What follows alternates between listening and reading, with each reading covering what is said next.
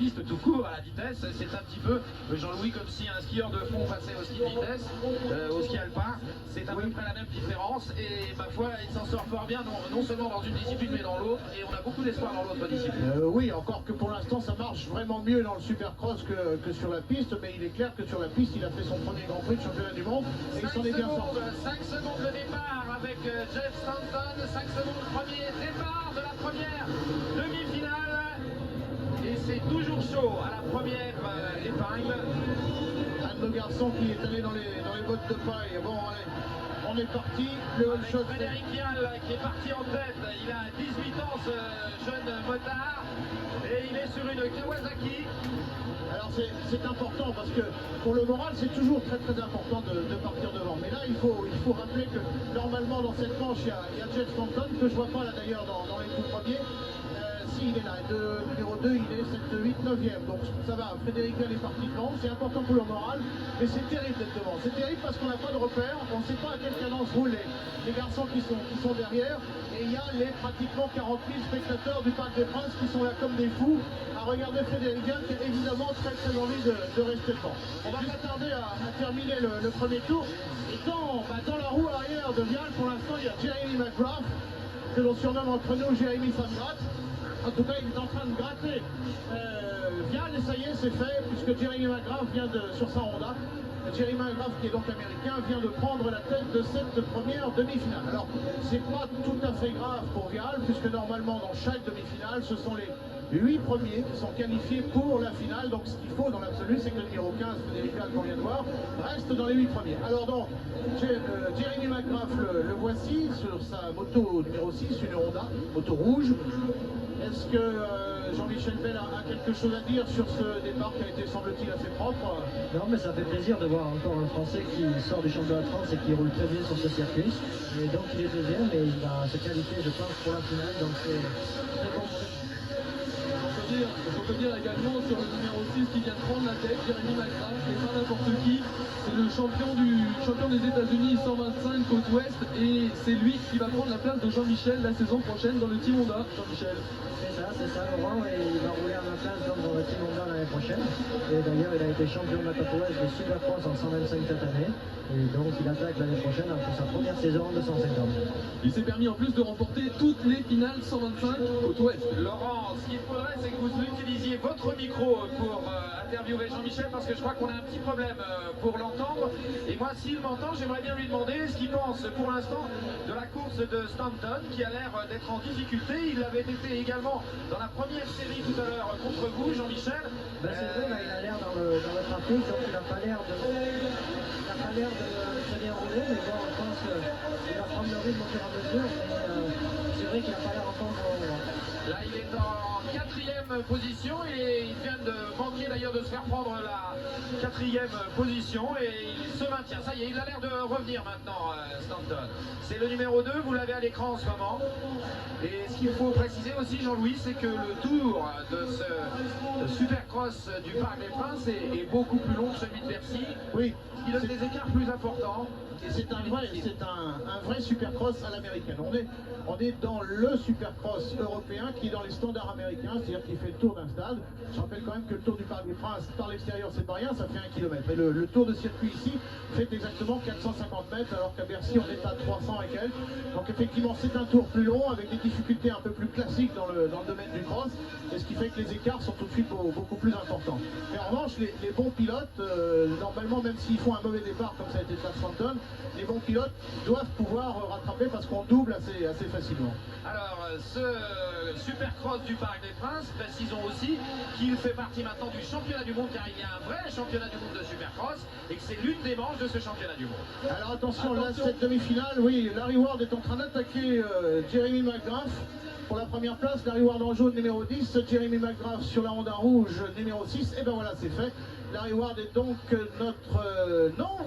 Et non, McGrath est repassé. Bon, ben c'est ce qu'on appelle une belle bagarre. C'est pour ça d'ailleurs qu'on adore le Supercross. Parce que je vous disais tout à l'heure que quand il y a des bons pilotes, ben, ils peuvent rouler à leur cadence. Et c'est le cas pour ces deux Américains.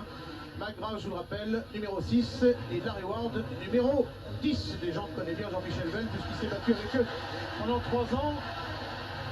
Et Bollé qui bagarre avec Stanton, et Stanton qui n'arrive pas à passer Bollé. Ah, effectivement, Stanton, il y a 1, 2, 3, 4, 5 pilotes devant lui, dont Frédéric Bollé. C'est bien, effectivement, pour l'instant, c'est pas à l'image, c'est pas grave, mais on vous le dit, Frédéric Bollé, donc, s'il terminait dans les 8 premiers, se verrait qualifié. Voilà, ça doit être dans ce groupe-là que nous avons à l'image. Frédéric Bollé, s'il termine donc dans les 8, sera directement qualifié en finale, sans passer par les super repêchages, et ça, bien sûr, c'est bien, parce que c'est beaucoup de fatigue en moins. Et puis du prestige. Sans passer par la case repêchage, Voilà. alors qu'en tête, il y a toujours une bagarre entre McGrath et Ward. Alors voilà, le réalisateur nous envoie cette bagarre qui est effectivement un peu derrière la bagarre de tête. Frédéric Bollé, c'est moto blanche, chemin numéro 17 qui est en difficulté. La Stanton est en train de le repasser. Tout ça se passe derrière Yann Guédard, le numéro 31, un autre Français. Voilà Stanton numéro 2 et 17, c'est Frédéric Bollé. Alors justement, Jean-Michel, là on est en train de se rendre compte cette année que les Français ont fait d'énormes progrès en Supercross. Ben oui, tout à fait, parce qu'on voit maintenant, il bagarre avec Stanton et Frédéric vient de passer Stanton il y a 2 tours et maintenant il arrive quand même à suivre la cadence. Donc c'est encourageant pour tous ces jeunes pilotes qui arrivent dans ces courses inter. Avec Guédard, numéro 31, qui lui est carrément devant Stanton. Et bien ça marche effectivement carrément pour tous les bons pilotes français qui sont engagés dans cette demi-finale. On vient ici sur le début de course. Alors il est évident que les 2 pilotes qu'on vient de voir derrière, McGrath et Larry Ward, sont pas vraiment dans le même tour. Et pour l'instant c'est donc toujours McGrath devant mais d'une courte roue. Alors, encore une fois, normalement, ces 2 pilotes n'ont théoriquement aucune raison de se bagarrer comme ça, mais une demi-finale gagnée, il y a aussi le prestige, il y a le fait que ce sont des pilotes officiels pour leurs écuries respectives, et que donc, devant le public de Paris, ils tiennent absolument à gagner des courses. Et Larry Ward qui attaque et qui Pas repasse. seulement à se qualifier, ce qui est... Non. Ah non, ça c'est ce qu'on appelle un peu, c'est notre système de l'élastique à nous. En Formule 1 et sur le bitume, c'est au freinage que ça se fait. En Supercross, c'est sur les trajectoires. Celui qui passe à l'intérieur peut passer, mais d'un côté, il va moins vite. Celui qui passe à l'extérieur a plus de chemin à faire, mais il peut aller plus vite. Donc voilà pourquoi, effectivement, tout à l'heure, McGrath avait réussi à contenir Larry Ward. Dire qu'il n'y a pas plus de 10 mètres, 20 mètres entre les 2 pilotes dans les lignes droites. Ça, c'est la référence qu'il faut suivre. Alors que on vient de constater que Jean-Charles Tonus, notre ami helvétique, a manifestement abandonné sur sa Honda numéro 57. Alors voilà Stanton. Que nous avons à l'écran, effectivement, Stanton, qui a l'air de récupérer un petit peu, mais ça va pas fort, il est attaqué encore une fois. Bagarre avec Yann Guédard, un Français très attaquant, un garçon qui a du tonus, puisqu'on parlait tout à l'heure de Jean-Charles Tonus. C'est un garçon qui peut faire une bonne fin de course. Alors quand même, il faut dire une chose, Stanton devait arriver hier des États-Unis par avion. Son avion a eu beaucoup de retard, 10 heures de retard très exactement. Donc non seulement il a le décalage horaire dans la figure, mais en plus il a une petite nuit blanche.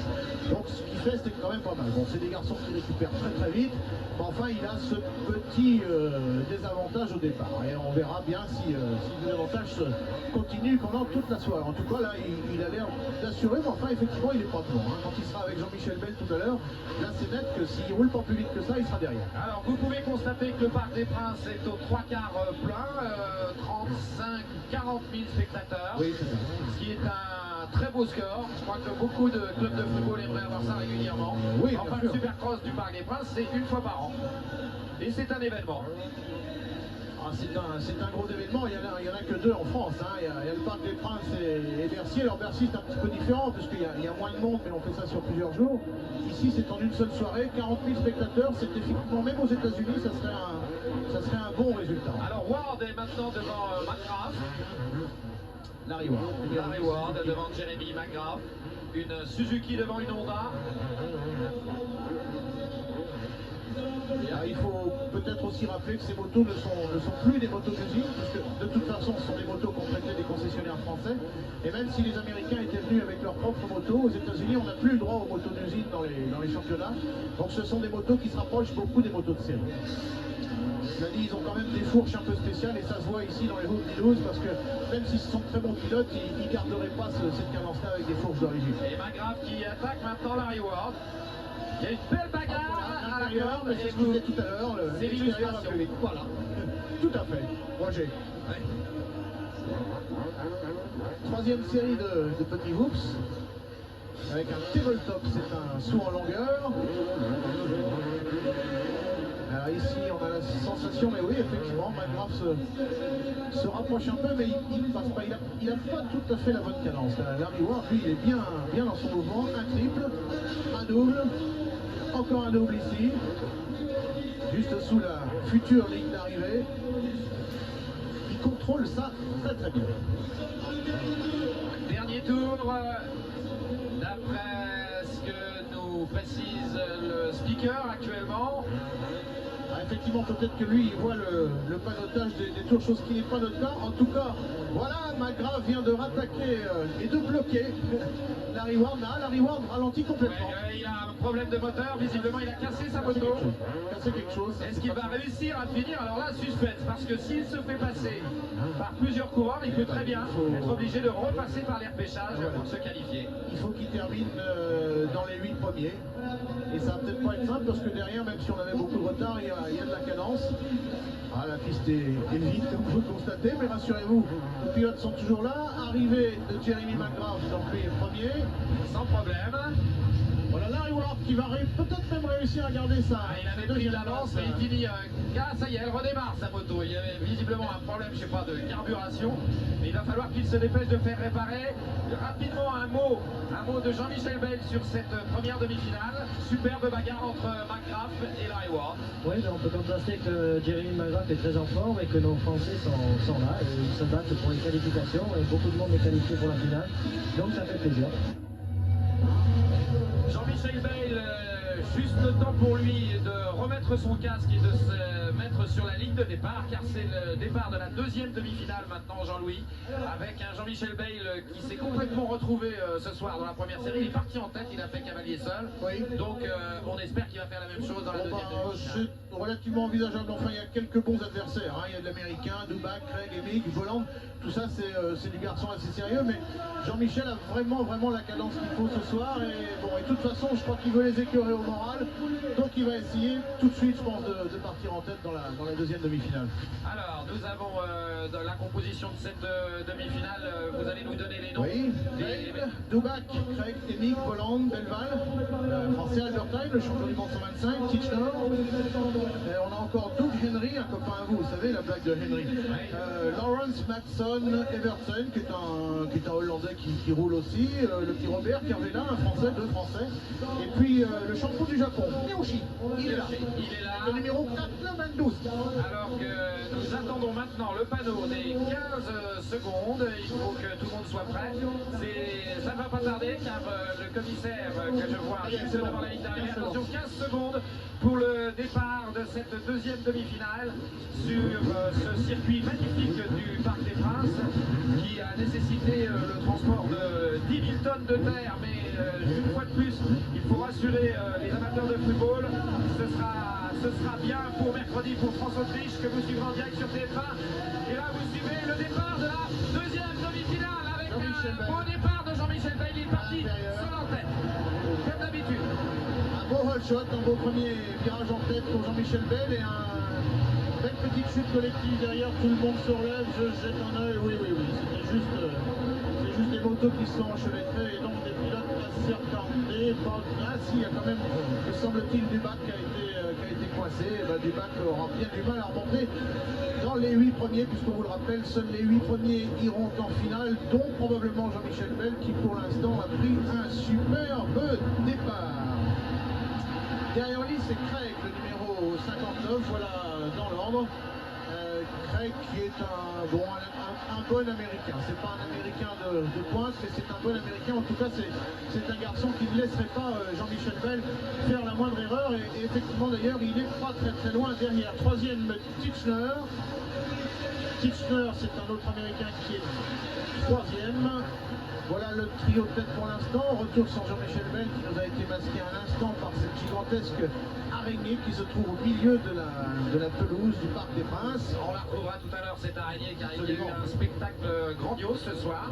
Et on va vous en faire Parc des profiter. Princes. Ouais, ça vaut le coup. Et c'est un monsieur que l'on connaît bien, car il a notamment éclairé, si l'on peut dire, le bicentenaire de la Révolution, des spectacles de Johnny Hallyday. Et il s'agit de Jacques Rouvérolis qui a monté un véritable spectacle unique avec une musique créée spécialement pour ce Supercross du Parc des Princes. Toujours Jean-Michel Bell et sa plaque numéro 1. Plaque numéro 1 dont il dispose ici parce qu'effectivement il a gagné ici l'année dernière, mais plaque numéro 1 qui n'est plus la sienne aux États-Unis, puisque comme vous le savez peut-être, il n'a pas fini cette année comme champion des États-Unis, mais en fait troisième, le champion des États-Unis, c'est Stanton, que l'on verra contre Jean-Michel Bell tout à l'heure en finale. Il ne s'aime pas beaucoup d'ailleurs, enfin il ne s'aime pas beaucoup. Il y a eu un petit problème. Il s'aimait jusqu'à l'année dernière, mais après il y a eu une saison un petit peu difficile. C'est un peu Sénat Prost, je ne l'aime pas non plus. Oui, enfin c'est peut-être un petit peu moins grave, mais enfin c'est vrai que ça a été relativement trop loin. En général, dans le Supercross, la vraie haine en fait, c'est Jean-Michel Bell et Damon Bradshaw qui sont rentrés dedans pendant toute la saison. Et en fait, comme Stanton en a un petit peu profité, c'est sûr que sur la fin, Bell et Stanton, ils se disent peut-être encore bonjour, mais d'assez loin, quoi. Alors, Mike Craig est maintenant à une bonne distance. Il assure Jean-Michel Bell, tout comme dans la série, qu'il a remporté très facilement. Et j'ai le sentiment que ce soir, il va renouveler son exploit de l'an passé. Oh oui, mais enfin, à moins que Stanton ait vraiment bien caché son jeu tout à l'heure dans la première demi-finale, mais ça m'étonnerait parce que Stanton c'est pas un cérébral, c'est un pilote, parfois brutal, c'est bon. Quand ça marche, quand ça marche pas, ça marche pas. Donc je crois pas qu'il ait fait un jeu secret. Pour l'instant, il n'a pas la cadence que peut avoir Jean-Michel Bell. Alors voilà le deuxième, Michael Craig, le 59 sur une Kawasaki officielle américaine, qui est maintenant très très loin. Je regarde sur le circuit. Il y a franchement 70 mètres entre les deux pilotes quand même. Et Bell roule absolument sans aucune difficulté. Alors voilà, Jeff Emmitt, qui est un garçon sur lequel on comptait un peu ce soir pour aller porter la grosse contradiction sur Jean-Michel Bell. Emmitt, c'est un officiel Yamaha. Un très bon pilote, mais qui apparemment ne trouve pas ses marques, comme dirait notre ami Thierry, qui est plus souvent ici que nous d'ailleurs. Alors, Laurent Coric, vous êtes sur la pelouse, ce qui vous arrive rarement également, ici au Parc des Princes. Vu d'en bas, c'est impressionnant. Hein. Effectivement, c'est très impressionnant. Et ce qui est impressionnant, c'est l'avance qu'il est en train de prendre Jean-Michel, puisqu'il a maintenant plusieurs dizaines de mètres d'avance sur Michael Craig. Michael Craig qui n'est pas un inconnu en Europe, puisqu'on l'appelle le mercenaire des Supercross européens. Et il faut dire que Michael Craig a fait second au Supercross de Göteborg, qui a eu lieu il y a quelques semaines, qui était la première manche du championnat du monde. Parce qu'il faut dire que ce Supercross du Parc des Princes entre dans le championnat du monde de Supercross, Oui, tout nouveau, qui a été tout à l'heure. créé cette année. Et Michael Craig a fait second derrière Stefan Evers à Göteborg. C'est pas n'importe qui, donc c'est Michael Craig. Alors méfiance, pas de faute pour Jean-Michel Bell et ce sera parfait. Là, il va prendre un tour à d'autres concurrents encore, car il en a déjà avalé plus d'un. Et sa performance est tout à fait remarquable si l'on sait qu'il a commencé, qu'il a fait ses débuts à Manicourt en vitesse. Oui, tout à fait. Cette année, au mois de... on y était d'ailleurs, je crois que c'était en juillet. Ça n'a pas très bien marché, mais parce qu'il avait aussi une moto qui n'était pas tout à fait au niveau des motos contre lesquelles il se battait. Mais enfin, il a bien assuré ses qualifications, il n'est pas tombé, chose qui coûte un peu plus cher en vitesse qu'en motocross. Il a remonté du monde et il a fini, donc je crois que finalement c'est tout ce qu'on lui demandait pour une première participation. En tout cas, sa première participation à Manicourt en vitesse à Jean-Michel Bell, elle a été beaucoup plus belle que ses premières armes dont Laurent et moi qu'on l'a vu faire en Supercross il y a quelques années où là vraiment il se marchait dessus, quoi. Donc il a bien évolué, et s'il évolue aussi vite en vitesse qu'il l'a fait en Supercross, je crois que c'est un garçon qui va faire du mal en vitesse aussi. Alors ça s'appelle des boots. Tout à fait, les Whoop des 12. Et alors là, on voit que Jean-Michel n'est pas tout à fait aussi vite qu'il le pourrait, parce que dans la première série de Whoop des 12, il a laissé aller la moto. En fait, il peut aller un petit peu plus vite que ça en donnant du gaz. Là, il faut bien viser, parce qu'il faut vraiment tomber sur le sommet des bosses. Si on ne tombe pas sur le sommet des bosses, on tombe dans le trou, et là, par-dessus le bilan. Alors vous voyez derrière Jean-Michel Bell, et méfiez-vous, ce n'est pas un concurrent comme les autres, puisqu'il a la caméra embarquée sur la moto, ce qui explique qu'il a un petit sac à dos dans le dos.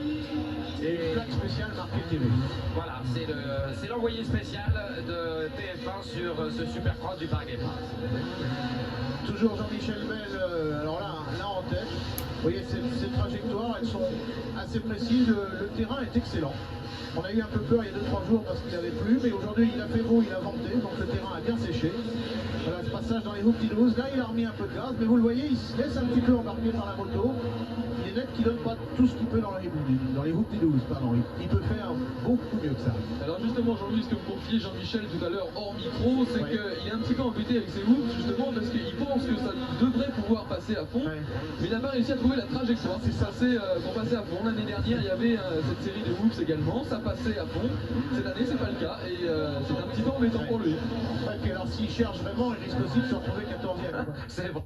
Une erreur de trajet dans les hoops, ça pardonne pas. Hein. C'est tout de suite par-dessus le guidon et la moto qui fait ce qu'elle veut. Eh ben, Mike Craig a pas l'air de s'en sortir beaucoup mieux dans les whoops que Jean-Michel Bayle. Lui non plus ne trouve pas la trajectoire pour les prendre à fond.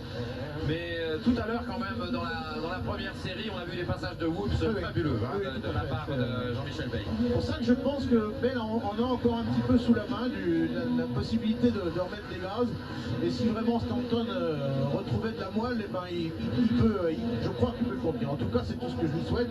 Parce qu'après tout, comme c'est un des derniers Supercross qu'il va disputer en Europe, Jean-Michel, je crois qu'il voudrait partir sur uniquement des victoires. Donc on saura ce soir, on saura plus tard pour le Supercross de Bercy. Et puis je pense qu'il va aussi participer au Guidon d'Or, Jean-Michel. À l'image, Jeff Hemming, 21 ans sur une Yamaha.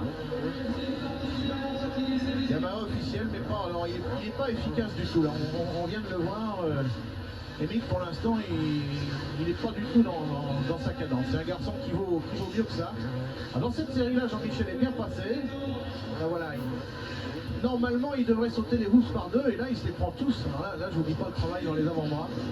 Bonjour. Alors, il nous a dit un truc intéressant aussi, Jean-Michel. Comme il est très fort dans les avant-bras, il n'a pas à forcer sur les mains et il n'a pas de crampes dans les mains, et c'est important en Supercross. Il ne tire que sur les avant-bras. Et là, il est très très costaud. Dernier tour. Très loin de l'arrivée. Dernier tour. Ah, il se balade. Il se balade, c'est clair. Voilà, il vient d'un petit coup d'œil juste derrière pour voir où il en est. Des fois qu'il y aura une remontée façon fusée. Bon, bah c'est écrit, hein, le finish c'est là. Ah, dans les deux derniers tours maintenant, nous annonçons, il faut dire que nous n'avons pas le panotage des tours visibles d'ici de notre cabine de commentateurs. Mais le speaker nous annonce les deux derniers tours, donc ça va être sans problème pour Jean-Michel Bayle. Ah non mais là il en est carrément à regarder les copains là, il fait vraiment ce qu'il veut. Ça va, oui ça va, moi ça va. Voilà, je suis en train de gagner une demi-finale, c'est quand même étonnant parce qu'il y a du très très très beau monde derrière la grille de départ et ça prouve quand même que Jean-Michel va quitter le Supercross vraiment en pleine possession de moyens absolument exceptionnels. C'est un cas vraiment exceptionnel dans l'histoire de la moto. En démonstration, Jean-Michel Bayle. Et hop, encore un triple. Et oui, il n'est pas tout à fait retombé droit, enfin, je sais pas, ou alors peut-être qu'il cherche des trajots aussi pour tout à l'heure. Des trajots. Oui, des trajots, oui. Des trajectoires, pardon, j'ai des trajectoires avec son motocycle à deux roues, dont une motrice. Il regarde derrière lui tranquillement. Ou alors tu reviens qu'on s'amuse. Le coureur qui se retourne, c'est le coureur qui est sûr de l'avoir emporté, mais enfin, souvent on a reproché à certains coureurs de trop se retourner justement. Il a perdu des courses, Jean-Michel, dans le dernier tour, comme tous les grands pilotes. Voilà, ça y est, là il est quand même bien parti, il sent très bien, le public aussi d'ailleurs se lève. À chaque fois qu'il saute sur une des doubles ou des triples bosses qu'on voit sur le circuit, hop là, on commence à faire les petites figures de style. Ça sent l'arrivée, ça sent l'avoine comme disent les chevaux, et le voilà l'arrivée. Finish.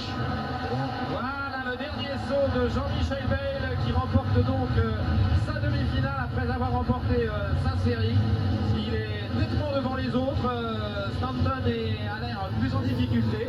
Oui. Alors, allez savoir qui va lui disputer la finale dans quelques instants. C'est la question que l'on se pose alors que Jean-Michel Bayle est en train d'accomplir un petit tour d'honneur et que nous revoyons c'est une superbe image de l'arrivée. Alors là, il monte à combien de hauteur, là, Jean-Louis? 5 mètres. Avant, on montait plus haut que ça, mais la fédération a essayé d'abaisser un peu. En revanche, on saute en longueur, presque 45 mètres maintenant. Mais en hauteur, entre 3 et 5 mètres. N'essayez pas de faire la même chose si vous êtes motard ou bien entraînez-vous avec des professionnels.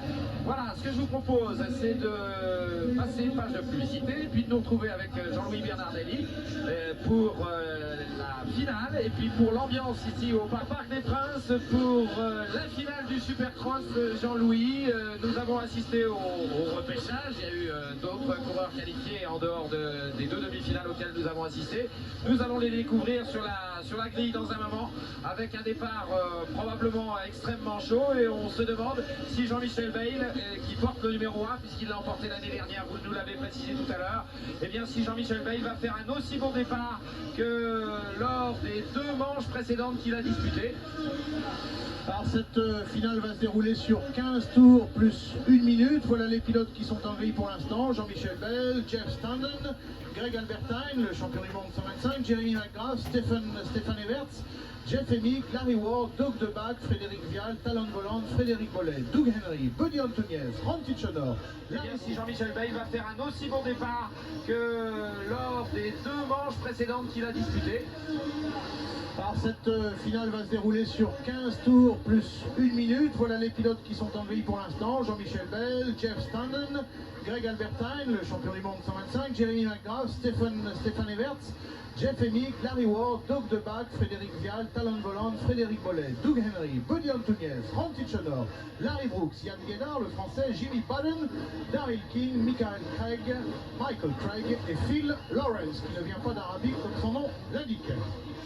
Attention, le départ dans 5 secondes.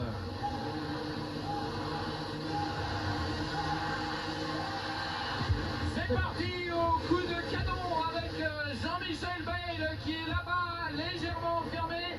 Attention pour Jeremy McGrath, Jeremy McGrath numéro 6, juste devant Jean-Michel Bayle numéro 1, qui est donc pour l'instant en 2e position. Et super départ de Frédéric Bollet, juste dans la roue de Jean-Michel Bayle.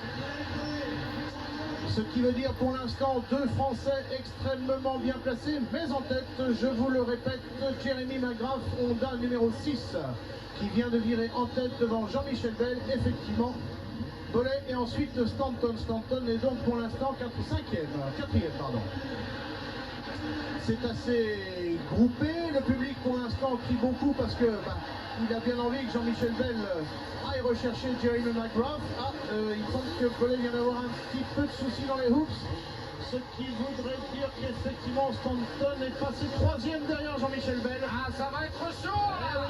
Attention Jean-Michel Bayle, Stanton 2e, s'il ne le largue pas. Stanton est un garçon qui a des fins de course terribles. Et Larry Ward est en train de revenir également sur Jean-Michel Bayle. On a l'impression là, dans cette finale, Jean-Louis, que les écarts sont moins importants entre les hommes de tête, mais il ne faut pas que Jean-Michel Bayle se laisse décrocher, car il est très difficile ici de revenir sur McGrath si on le laisse partir trop loin, ce qui est le cas pour le moment. Il ne faut pas que ce soit McGrath qui donne la cadence. Alors voilà, Stanton numéro 2, ensuite Bollet 17 et Mike Craig numéro 59. Voilà, c'est l'ordre des 5 premiers pour l'instant, avec Stéphane Everts qui n'est pas trop mal placé, mais enfin pour l'instant il y a beaucoup d'Américains dans les premiers. C'est clair qu'ils sont en train de prendre Bayle en sandwich, donc en hamburger, et on faudrait finalement que les Français remontent un peu pour que ça se transforme en sandwich bien à la française. Voilà. Alors pour l'instant Jean-Michel Bayle va nord. Oh s'il est remonté, de quelques mètres, pas grand chose. Et c'est Jeremy McGrath qui a la cadence. Stanton, alors ça c'est important, Stanton n'est pas largué non plus comme on aurait pu le penser au vu de sa demi-finale tout à l'heure. Frédéric Bollet reste 4e, il y a 4 pilotes sur 100 mètres maintenant. Il revient Jean-Michel Bayle à la corde là. Effectivement, il va essayer peut-être de le prendre un petit peu plus loin puisque Laurent Corric nous l'a confirmé tout à l'heure, Jean-Michel Bayle n'est pas tout à fait à l'aise dans ses hoops. Ça devrait donc se produire un petit peu plus loin. Attention car cette manche est longue, Laurent Corric, vous m'entendez? Oui, effectivement, même s'il y a beaucoup de bruit ici sur la piste, puisque les photos passent juste devant moi, à noter également la bonne performance un peu plus loin de Yann Guédard, numéro 31, qui est à peu près en 6e position, alors que Stanton se rapproche de Jean-Michel et que McGrath a un petit peu fait le trou. Alors il y a... ah oui, alors Guédard effectivement est 7e, Laurent. Merci de la précision. Voilà, il va falloir... Stanton attaque Bale. Attention Jean-Michel Bale. Oui, il va falloir se méfier car maintenant, à partir de maintenant, ils vont commencer à doubler les attardés. Et peut-être va-t-on assister à quelques changements. Mais pour le moment, nous restons dans la même position avec Stanton qui attaque Jean-Michel Bale. Alors attention, c'est bien reparti. attention à ce qu'on appelle le bloc passe, c'est-à-dire ça consisterait à passer devant Bale et à le bloquer ensuite à la réaccélération dans une courbe serrée. Ça c'est un truc qui est terrible parce qu'en plus ça vous perce les reins. Et Stanton sait très bien faire ce qu'on appelle ce bloc passe. Pour l'instant il est encore derrière, mais si jamais Jean-Michel Bale le laissait passer dans un intérieur, boum, ça pourrait être touché. En plus évidemment Stanton il crève d'envie d'aller battre Jean-Michel Bale devant ses fans, devant son public, et il est clair que Stanton pour l'instant, bah, vous voyez, on le donnait comme largement battu tout à l'heure, c'est pas le cas. Et alors la chose qui est plus inquiétante, eh ben, c'est que pour l'instant McGrath a pris, oui oh non pas grand chose, 20 mètres d'avance ça c'est rien du tout. Éventuellement quand si Jean-Michel Bale pouvait se sortir de la pression de Stanton, il arriverait probablement à remonter sur McGrath. Mais pour l'instant il faut qu'il contrôle les trajectoires, et non pas les trajets, excusez-moi, les trajectoires de Stanton juste derrière lui. Ah, belle bagarre, hein. Bagarre rêvée finalement. C'est dommage que ce soit pas bagarre pour la première place. Bon, enfin bon. Attendez, ça n'est pas terminé car je le disais tout à l'heure, la manche est longue. Et il va falloir résister jusqu'au bout avec une nouvelle attaque de Stanton à l'extérieur. Jean-Michel Bale va être passé. Non, il a réussi à reprendre l'intérieur et voilà, ça y est. Alors là, en revanche, Stanton est en position très... Ah là là. Et Jean-Michel Bale l'a carrément laissé passer. C'est inquiétant. C'est inquiétant, Jean-Michel Bale n'a pas ce qu'on appelle la cadence, et ce qui est absolument essentiel pour tenir le coup dans un supercross. Ça y est, il rattaque. Ah, il a bien passé les petits hoops, mais il est derrière. Il a presque 10 mètres de retard tout de suite derrière Stanton. Et Stanton, on le voit, lui, est relativement à l'aise. 4e Larry Ward. Ah.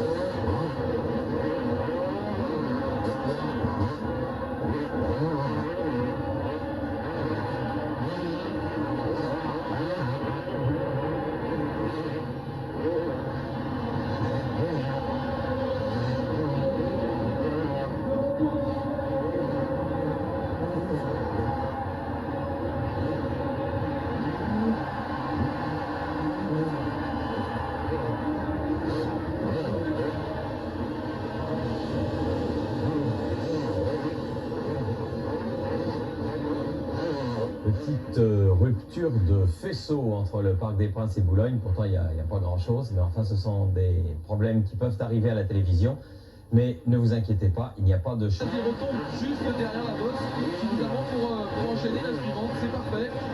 Il est pas loin, Jean-Michel Bale de Stanton. Eh oui, il est pas loin, mais je vous l'ai dit, Stanton est un garçon qui a toujours beaucoup de réserve en fin de course, donc si Bale ne va pas le chercher maintenant, je suis inquiet. Voilà, dans les triples, oui, la réception de Bale n'était pas encore bien exceptionnelle.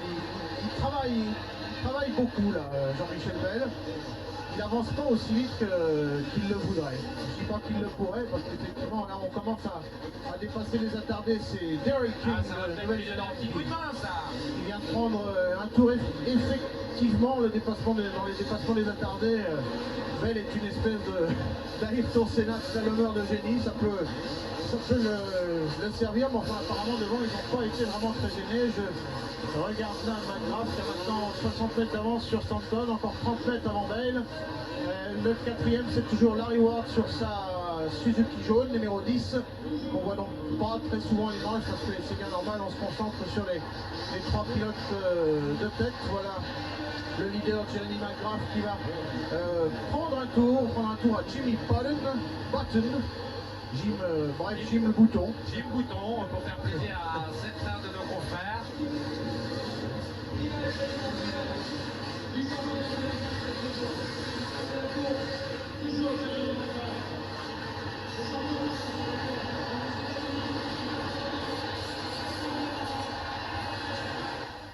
Alors, nouveau problème avec le... Pour l'instant, Stanton n'a pas facile à passer. Hein, Non, il résiste bien à la pression que lui impose Jean-Michel Bale là dans les whoops, on le voit. Ils sont à la même cadence. Est-ce que Jean-Michel attend pour porter une attaque à un endroit précis? Ça n'est pas impossible. Alors normalement, c'est dans ce genre de... Ah non, Jean-Michel est retombé trop loin encore là. Il fatigue, il travaille en force. Alors dans les hoops, là, il passe pas mal. Il passe pas mal, donc ça peut peut-être lui permettre de revenir dans les roues de Stanton. Et là, il vient encore de se taper une crête de boss. Pas facile. Pas facile. Bon, cela dit, il a de la ressource, hein, Jean-Michel Bell.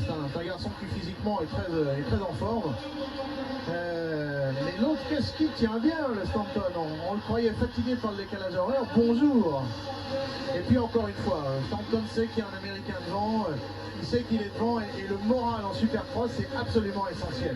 Là ça y est, peut-être ici, il n'y a plus que vraiment 1m50 entre les deux. Il y a forcément un endroit où il faut que ça passe, bon sang Ah, pour soi. peut-être là. Ah, ça sera pas possible. Eh non, c'est marrant, j'ai la sensation que Jean-Michel a pas envie de l'attaquer là. Je sais pas, est-ce qu'il sent, alors ça c'est McGrath, le leader. J'ai essayé de voir l'avance que peut avoir McGrath. Bon, maintenant il a presque 100 mètres d'avance, McGrath, donc il sera vraiment difficile à aller chercher, sauf s'il fait une erreur, ça peut toujours arriver. Et oui, par exemple là, il aurait pu tomber. Ses trajectoires sont moins bonnes. Hein. Les trajectoires de McGrath sont pas tout à fait aussi parfaites qu'en début de course. Ce qui est normal, on doit être à pratiquement 12 minutes dans cette finale. Enfin, cela dit, voilà, non, il passe encore relativement bien. Bon, enfin, il a des petits mouvements de pied qui font penser qu'il fatigue. À condition, bien sûr, que les autres derrière ne fatiguent pas, ce qui serait tout de même un peu étonnant, vu la course qui se mène. Là, revoici cette course. Toujours Jean-Michel Bell à 1m50 derrière Stanton. Stanton numéro 2, Jean-Michel Bell numéro 1.